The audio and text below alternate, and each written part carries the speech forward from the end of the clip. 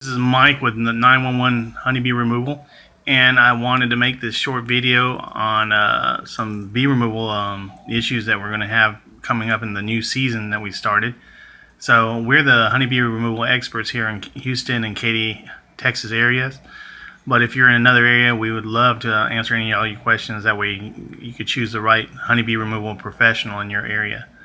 As we get into the warmer season, we start having some honeybee swarms and honeybee problems that a lot of residential and commercial clients have. So I wanted to kind of answer a lot of those frequently asked questions about that. A little background on me: I have over 20 something years of experience in bee removal.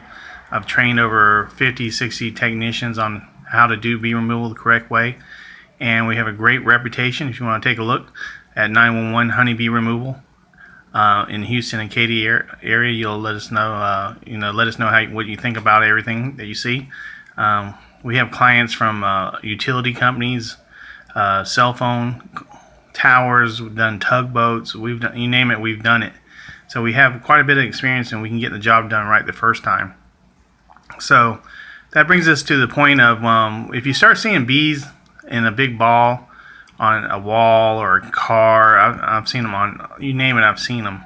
Those are normally honeybee swarms, and honeybee swarms are a colony that has gotten too big and produced a queen, and she pretty much took some workers and was going to find their own place to live, to make it simple.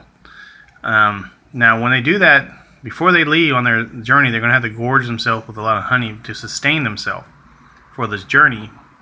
So they don't really, and that's why you'll see them resting in different places. They'll rest on a tree, a house, a wall, until they can find a place to move into, because they don't want to, waste their energy, because they don't have anything else to eat.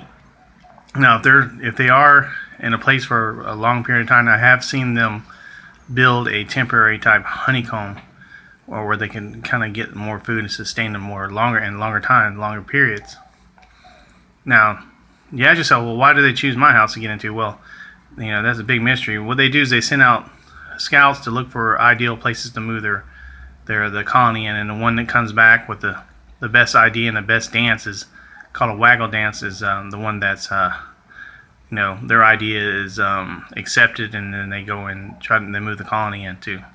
Now, the first thing you want to do is, if you do see them just moving in, you'll see big black ball on the side of your house, and you'll see it get smaller and smaller and smaller. That means they're moving in. That doesn't mean they took off somewhere.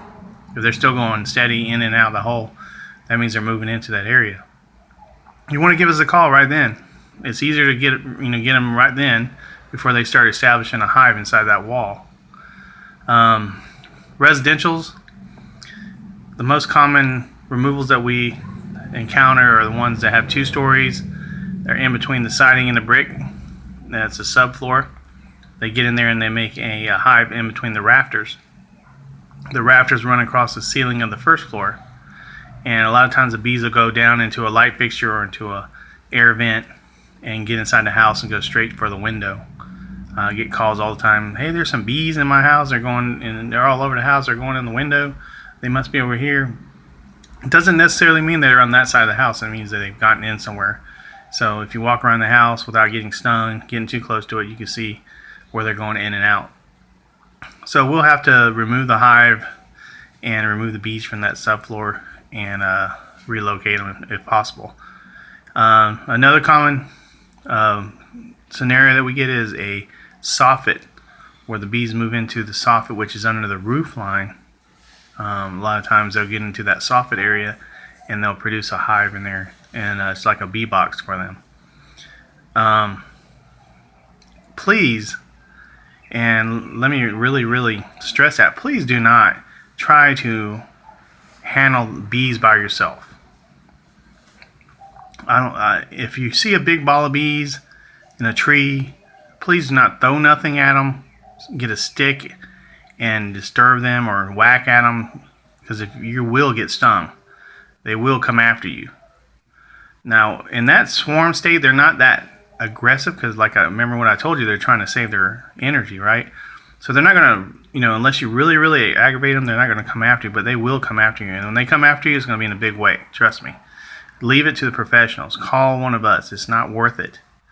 Give me a call, 832 598-7244, and we'll come and relocate that swarm of bees. Human life is more important to us than the bees, and that's why we always try to save the bees. But if it comes to a situation where we can't save them and there's human life and kids or elderly or animals or something, we're going to take out the bees. But a lot of times we try to save them. Okay, commercials. We do a lot of commercial. We're one of the exclusive companies that do all the electric companies boxes in the back of your yard. If you have the green box and it's got bees coming out, call the company, the major electric company, and then they will contact us and we'll come out and remove them alive, and we'll take care of them. We've done cell phone towers, we've done tugboats, we've done industrial warehouses, we've done strip malls, you name it, we've done it. So we have the experience. We can take care of it. We're professionals. We do it right the first time, and we give you a written warranty, an electronic warranty. That way you know that you're taken care of. You have peace of mind. That brings me to another point. You guys that are looking for bee removal companies, better do your research. It's not like going and exterminating roaches or ants or anything like that.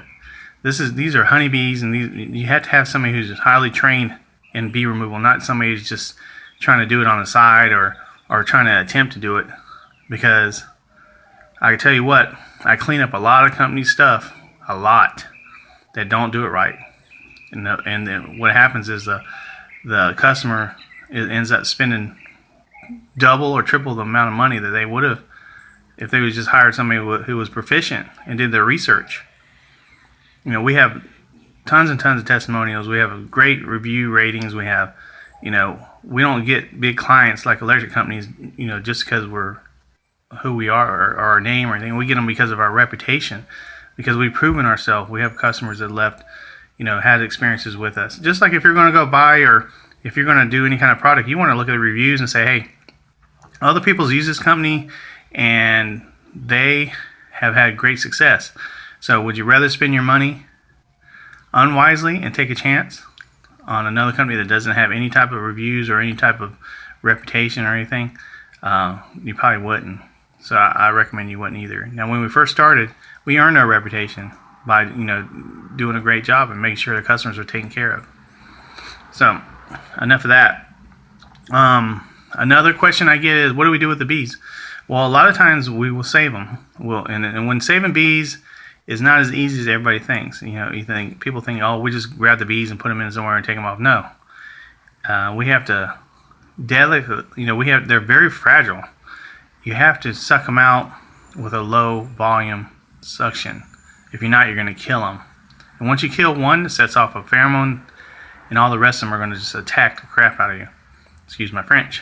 So we try to, and then we got to remove them. We got to take the hive, the brood, and then we got to transport them. We got to treat them, because these are nuisance bees.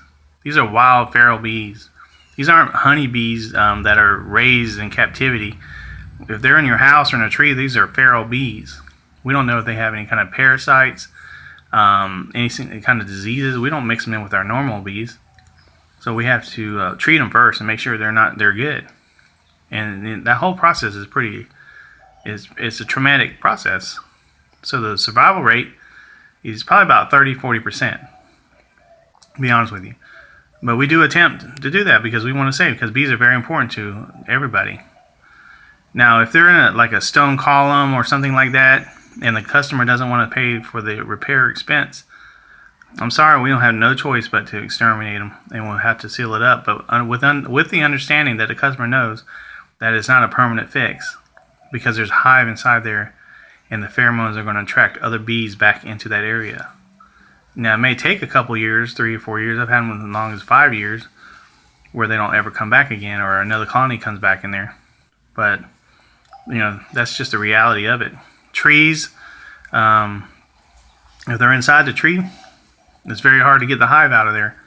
I mean, you could try to trap out, put a bee box on the outside and lure them into there and block it off, but that's not that successful.